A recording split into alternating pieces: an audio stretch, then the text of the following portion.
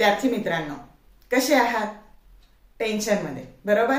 काहींची प्रॅक्टिकल परीक्षा सुरू आहे आणि काहींचा संपलेली आहे, काहींच्या ओरल सुरू आहेत आणि बरोबर तुमच्या डोक्यात अजून एक टेन्शन आहे. आता राहिलेल्या दिवसात काय करायचं, कसं करायचं? शिल्लक किती दिवस राहिलेत? 11 फेब्रुवारीला आपला पेपर आहे इंग्लिशचा. मग आता हा तुमचा व्हिडिओ माझ्यापर्यंत येईपर्यंत एक दिवस जाईल.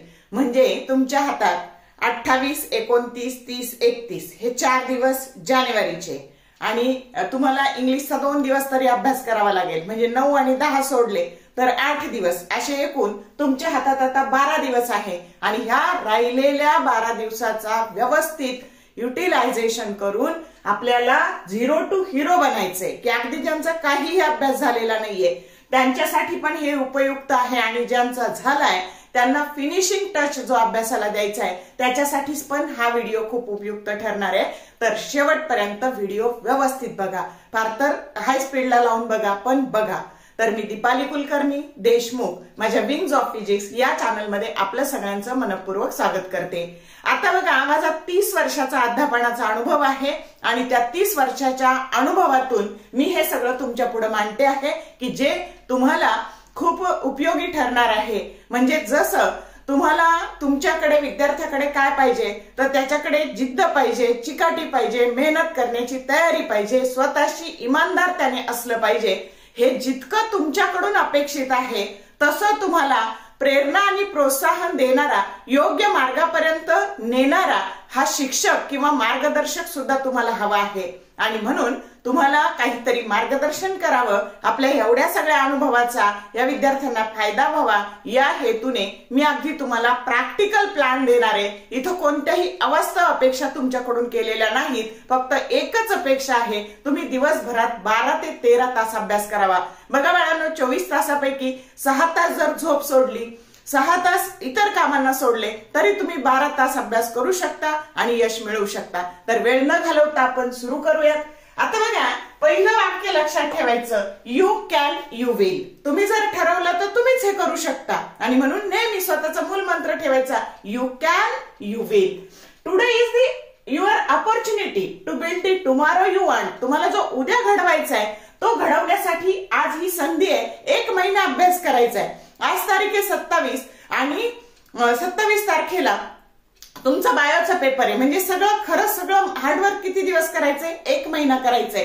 आणि त्यातली त्यात जास्त चान्स काय आहे तुम्हाला आधी तयारी करायला. आता 12 दिवस शिल्लक राहिले. जेव्हा पेपर सुरू होणार आहे तेव्हा त्या पेपरचाच अभ्यास करावा लागणार आहे. आणि त्यामुळं मग आता काय करायचं तर सगळ्यात पहिली गोष्ट मी अगदी सिस्टमॅटिक सांगितलंय काय काय करायचं.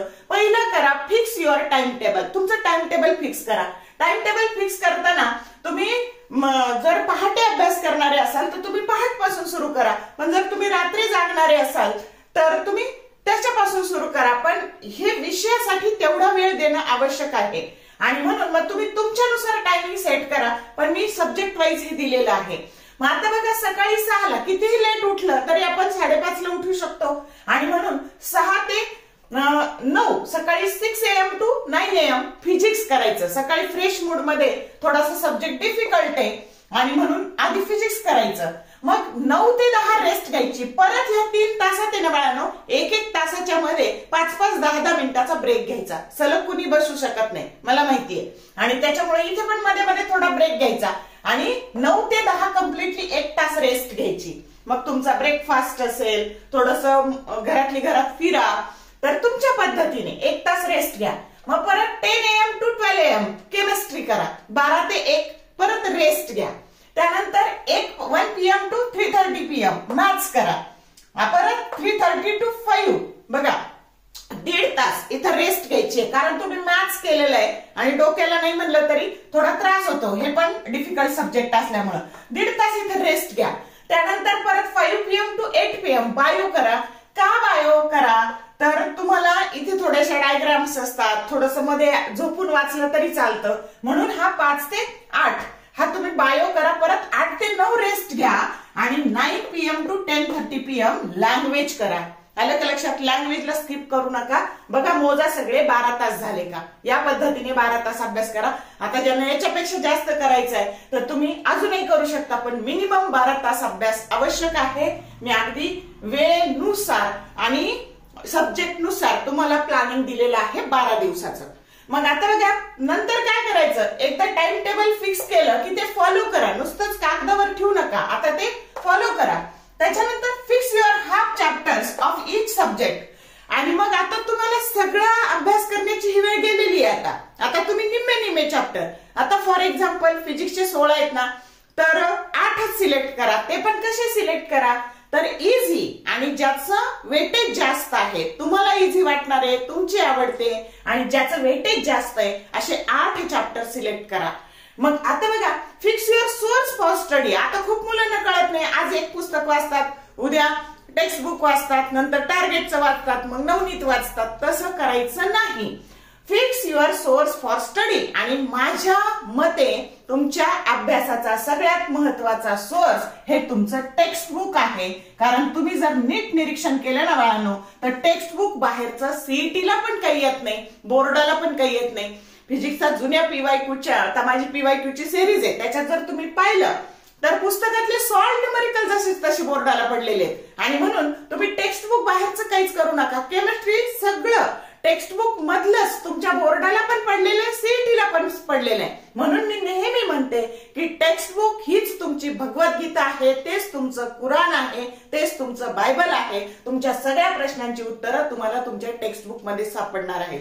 मग आता टेक्स्ट बुक थोडं डिफिकल्ट वाटतं, त्याला सोपं कसं करायचं, तर त्याला सोपं करण्याकरता मी क्विक रिव्हिजन सिरीज केलेली आहे. त्याच्या आधीची महादिव्य, महारिव्हिजन अशा आधीच्या बऱ्याच मागच्या वर्षीच्या सिरीज आहे. त्याचे छोटे छोटे प्रश्न मी तुम्हाला सांगितलं की छोट्या छोट्या प्रश्नांवर भर द्या तरी तुम्ही चांगला स्कोअर करू शकता. आणि म्हणून तुम्ही एकदा तुमचं टेक्स्ट बुक हा सोर्स ठरवला की स्वतःची प्रत्येक विषयाची एक सेपरेट नोटबुक करायची. Make separate notebook for each subject and use that notebook for last moment. अगदी शेवटच्या क्षणापर्यंत ती स्वतःची नोटबुक, खुदके नोट्स ते कसे बनवायचे, तर ते बघा ते मी पुढे सांगते कसे बनवायचे. तर तीच वही शेवटच्या क्षणापर्यंत वापरायची. समजलं का? मग सोर्स फिक्स केला, त्याच्यानंतर तुम्हाला कोणते युट्यूबचे लेक्चर बघायचे असतील तर तुम्ही वन शॉट बघा, कमीत कमी वेळात हाय स्पीडवर तुम्ही लेक्चर बघा. आणि साधारणतः बघा इथे 3-3 तासात तुम्ही एक चॅप्टर केला तर निम्मे चॅप्टर म्हणजे 8 दिवसात तुमचे 8 चॅप्टर होऊन जातात. राहिलेल्या 4 दिवसात जे चॅप्टर तुम्ही पूर्ण स्किप करू नका, त्यातले छोटे छोटे प्रश्न ते करा. म्हणजे 8 चॅप्टर एकदम फिक्स करायचे आणि 8 चॅप्टर मधले महत्वाचे छोटे छोटे प्रश्न करायचे. समजलं का? मी कोणताच अभ्यास स्किप करा असं सांगितलं नाही, तर त्याच्यामुळं या गोष्टी करा. मग आता बघा, आता सगळ्यात महत्वाचं, डोंट वेस्ट टाइम. मग तुम्ही कधी कधी काय करता की युट्यूबला वन शॉट लेक्चर बघायला जाता आणि ते बघायच्या नादात बाकीच्याच ऍपमध्ये घुसता. रील्स बघ, इन्स्टावरचे, जे काही फेसबुक असेल, ट्विटर असेल किंवा इतर कोणते गेम तुम्ही खेळत असाल ते सगळं सोडून द्या किंवा सरळ ते ऍप काय करा, डिलीट करा. तुमच्या 2 महिन्यासाठी त्याग केल्याने, सीईटी होईपर्यंत या गोष्टींचा त्याग केल्याने काही फरक पडत नाही. जर ह्या गोष्टींमुळे आपलं आयुष्य घडणार असेल तर आपल्याला करायला काही हरकत नाही, किंवा ह्या गोष्टी ठेवून आपलं आयुष्य बिघडणार असेल तर काही उपयोग नाही त्याचा. नंतर आयुष्य पडलंय हे सगळं करायला. आता 2 महिने बी सिरियस.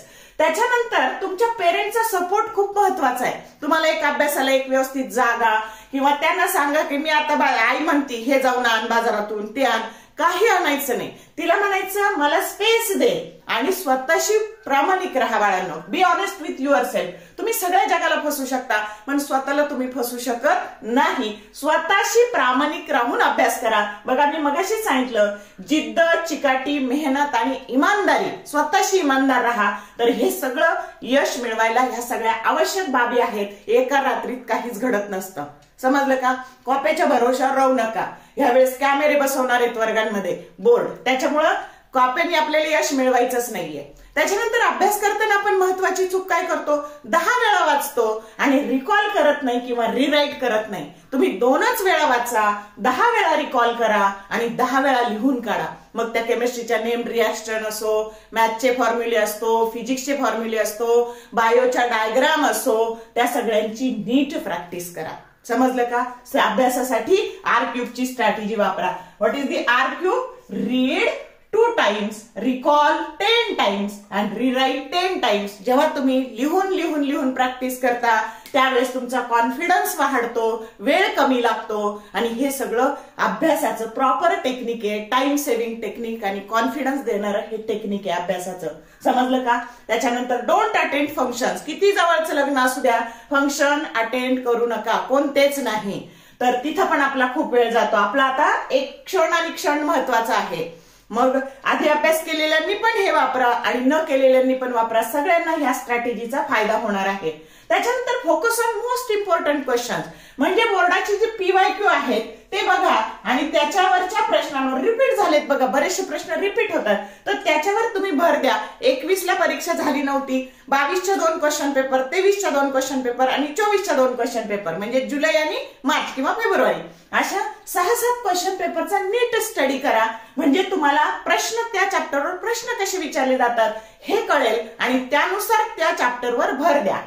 मग PYQ केअरफुली, म्हणजे PYQ previous year questions carefully बघा. मग आता प्रत्येक विषयाचं काय काय करायचं. आता फिजिक्सचं त्या वहीत काय करायचं, तर स्वतःचं फॉर्म्युला शीट बनवायचं. त्याच्यानंतर फॉर्म्युला शीट बनवलं, ते फॉर्म्युले लर्न करायचे. त्याच्यानंतर डायग्राम नीट करा. रे डायग्राम असतील, व्हेक्टर डायग्राम असतील, त्यांची खूप सारी प्रॅक्टिस करा आणि त्या डायग्राम खाली तो कशाचं डेरिव्हेशन आहे तो फॉर्म्युला लिहा. असं डायग्राम फॉर्म्युला असं करा. त्याच्यानंतर जर तुम्ही पूर्ण क्वेश्चन करणार असाल तर फक्त मॅथमॅटिकल स्टेप्स लिहा त्याच्या आणि त्याचा अल्गोरिदम बनवा. कशानंतर काय स्टेप, कसं जायचं, आधी मनाशी असं अल्गोरिदम बनवा, मग ते डेरिव्हेशन लर्न करा. त्याच्यानंतर सगळे डिफरन्सेस एकत्र करा, सगळे लॉज करा.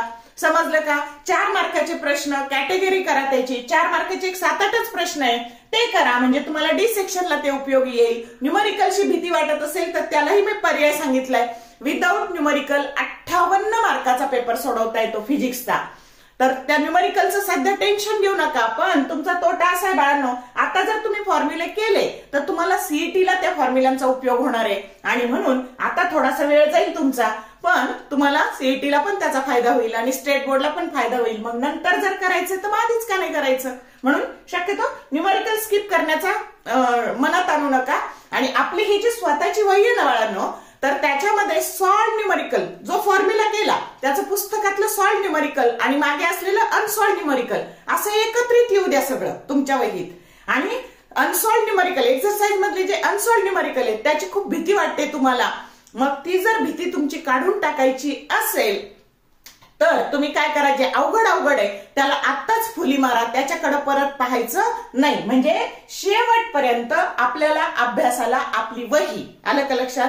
त्याच्यानंतर डिफरन्स लिहिताना 2च पॉइंट लिहायचे फिजिक्सचे. पहिला पॉइंट घ्यायचा डेफिनेशनचा, त्याच्यानंतर टेबल फॉर्म मध्ये डिफरन्स लिहायचे आणि जो डिस्टिंग्विशिंग वर्ड आहे त्याच्या खाली अंडरलाईन करायचं आणि त्याच्यात जर एक्झाम्पल असतील तर ते एक्झाम्पल्स घ्यायचे डिस्टिंग्विश मध्ये आणि लक्षात ठेवायला सोपे आणि लिखाणाला सोपे असे पॉइंट निवडायचे.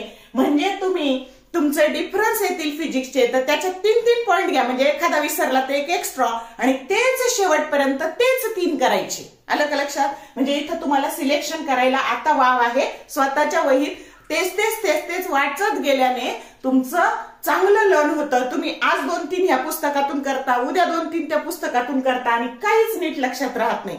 म्हणून आपली जी वही आहे तीच आपल्या अभ्यासाचा, पुस्तकानंतर खरा अभ्यासाचा सोर्स आपली स्वतःची नोटबुक असणार आहे. समजलं. आणि म्हणून या पद्धतीने तुम्ही डिफरन्सेस करा. आणि जर एक्झाम्पल्स असतील, for example polar molecule, non polar molecule, सीईटीला प्रश्न आलाय की dash is a polar molecule, तर मग हे सगळं कळायला त्याचे सगळे एक्झाम्पल करा की पोलरचे सगळे कोणते आहेत, नॉन पोलरचे कोणते आहेत, पॅरामॅग्नेटिक सबस्टन्स कोणते आहेत, फेरोमॅग्नेटिक सबस्टन्स कोणते आहेत, त्याच्यानंतर डायथर्मॅनस कोणते आहेत. जिथं एक्झाम्पल आहे ना तर तुमच्या डिस्टिंग्विश मध्ये ते सगळे एक्झाम्पल्स घ्या. डायथर्मॅनस कोणते, अथर्मॅनस कोणते, आलं का लक्षात. तर या पद्धतीने सगळे डिफरन्सेस बनवा. त्याच्यानंतर केमिस्ट्रीमध्ये काय करा, फिजिकल केमिस्ट्री चांगलं करा, कारण तुम्हाला ऑर्गॅनिक मध्ये रिएक्शन्सची भीती वाटते आणि म्हणून फिजिकल केमिस्ट्री मधले सगळे न्यूमरिकल, सगळ्या डायग्राम हे नीट करा. फिजिक्सच्या तुलनेत केमिस्ट्रीचे न्यूमरिकल्स हे सोपे आहेत. सगळे सॉल्ड आणि अनसॉल्ड त्या वहीमध्ये सगळे येऊ द्या. फिजिकल केमिस्ट्री चांगलं करा, सगळे लॉ करा. 10 ते 12 मार्काला केमिस्ट्रीमध्ये लॉज असतात आणि म्हणून लॉ चांगले करा. नेम रिॲक्शन्स करा. तर या पद्धतीने केमिस्ट्रीचा अभ्यास करा. रिॲक्शन पण लिहून लिहून पाठ करा व्यवस्थित. तर या पद्धतीने तिथं पण केमिस्ट्रीचं पण फॉर्म्युला शीट बनवा. फिजिक्सच्या तुलनेत केमिस्ट्रीचे फॉर्म्युले कमी आहेत, तिथं सगळे डिफरन्सेस घ्या. त्यानंतर फिजिक्समध्ये डिफरन्सेस लिहिताना 2च पॉइंट लिहा, केमिस्ट्रीमध्ये 4 पॉइंट लिहा, बायोमध्ये पण 4 पॉइंट लिहा. तिकडे अर्ध्या मार्काला 1 असतो, फिजिक्समध्ये 1 मार्काला 1 पॉइंट असतो. हे लक्षात घ्या सगळं. त्यानंतर मॅथ्सचा अभ्यास करताना परत फॉर्म्युले महत्वाचे आहेत. त्याच्यानंतर थेरम करा. जे काही तुमचे थेरम आहेत ते करा. नुसते थेरम केले तरी तुम्ही पास होऊ शकता. आलं का लक्षात? तर या पद्धतीने मॅथ्सचं पण फॉर्म्युला शीट बनवा. शक्य असेल तुमच्या अभ्यासाची स्वतंत्र खोली असेल तर ते बनवलेल्या फॉर्म्युल्याची चिट भिंतीवर चिकटवा. जाता येता बघताना, म्हणजे तुम्ही जेव्हा आता इथं या शेड्यूल मध्ये हा जो वेळ ठेवलाय तर तुम्ही तुमच्या रूम मध्ये चक्रा मारल्या तरी ते समोर दिसून चांगलं पाठ होतं. तर त्याच्यामुळं तुमच्या अभ्यासाला 2च गोष्टी कारणीभूत असतात. Practice, practice and practice and revision, revision and revision. जेवढे रिव्हिजन कराल तेवढा कॉन्फिडन्स वाढत जाणार आहे. आणि मग हे झालं मॅथच्या बाबतीत फॉर्म्युले आणि थेरम चांगले करा. त्याच्यानंतर जेवढे मॅथ्समध्ये थेरम आहे ते चांगले करा. त्याच्यानंतर मॅथची प्रॅक्टिसच महत्वाची आहे, न्यूमरिकल्सची. त्याच्यानंतर बायोमध्ये डायग्राम चांगले करा, डिफरन्सेस चांगले करा. जिथं आकडेवारी आहे बायोमध्ये ती सगळी आकडेवारी चांगली करा. त्याच्यानंतर एक्सरसाइज आहे तर ती बायोमध्ये ते सगळे चांगले करा. म्हणजे सगळ्याच विषयांची एक्सरसाइज, धड्याखालची एक्सरसाइज चांगली करा. इथं पण जे न्यूमरिकल्स तुम्हाला करायचे नाहीत केमिस्ट्रीत तर तिथं तुम्ही डायरेक्ट खोली मारून टाका. म्हणजे त्याच्याकडे शेवटपर्यंत बघायचंच नाही. जे ठरवलंय ना नाही करायचं ते नाही करायचंय. तुम्ही ऐनवेळी करायला गेले ना फक्त आणि फक्त टेन्शन येतं, काहीच अभ्यास होत नाही. म्हणून आधी अभ्यास करून मग त्यावेळेस तुम्ही जर आधी अभ्यास केलेला असेल तर तुम्ही स्टेबल राहता, तुमच्याकडे कॉन्फिडन्स असतो आणि तुम्ही चांगला पेपर लिहू शकता. आणि सगळ्यात शेवटी बघा, solve at least 2 question papers. Practice makes man perfect. जेव्हा आपण एखादा स्टेजवर कार्यक्रम परफॉर्म करणार असतो तर त्याची आपण अगदी ड्रेपरी घालून आधी रंगीत तालीम करतो की जेणेकरून स्टेजवर आपली फजिती व्हायला नको. तसं तुम्ही ह्या परीक्षेच्या रंगमंचावर जाणार आहात पेपर लिहायला तर त्याची आधी रंगीत तालीम करा. घड्याळ लावा, स्वतःशी प्रामाणिक राहून 3 तास बसा, क्वेश्चन पेपर घ्या आणि सोडवा. तुम्ही जर अशा 2-2 क्वेश्चन पेपर न पाहता सोडवल्या, जेवढे जास्त सोडवाल तेवढा तुमचा कॉन्फिडन्स वाढणार आहे आणि बोर्डाच्या पेपरला तुम्हाला भीती वाटणार नाही, तुमची आधी रंगीत तालीम झालेली असल्यामुळं. आणि म्हणून क्वेश्चन पेपर सोडवण्याचा हा फायदा असतो. तर हे सगळं जर तुम्ही फॉलो केलं तर तुमचा 12 दिवसात खूप काही सडन चेंज तुम्हाला तुमच्या स्वतःमध्ये जाणवणार आहे. नेहमी पॉझिटिव्ह व्हाइब्स ठेवा. ग्लास अर्धा भरलेला आहे का अर्धा रिकामा आहे, तर माझं म्हणणं असतं तो अर्धा भरलेला आहे. या टेंडन्सीने पॉझिटिव्ह व्हाइब्स ठेवून तुम्ही परीक्षेला सामोरं जा. यानंतर पेपर कसा लिहायचा याचा व्हिडिओ येईलच, पण मागच्या वर्षीचे सगळ्या विषयांच्या स्ट्रॅटेजीचे व्हिडिओ आहेत युट्यूबला, विंग्स ऑफ फिजिक्स या चॅनलवर. तर ते तुम्ही बघू शकता. अभ्यासाला सुरुवात करण्यापूर्वी त्या विषयाच्या ते डिटेलमध्ये आहे. इथं मी धावतं सांगण्याचा प्रयत्न केलेला आहे, म्हणजे त्या विषयाची स्ट्रॅटेजी तुम्हाला ठरवता येईल आणि तुम्हाला अभ्यासाला योग्य दिशा मिळेल. तर नीट वेळ न घालवता अभ्यास करा आणि जर तुम्हाला खरंच व्हिडिओ आवडला तुमच्या मित्रमैत्रिणींसोबत शेअर करा. आलं का लक्षात? जेणेकरून त्यांचाही फायदा होईल. All the best for your study and thank you for watching this whole video.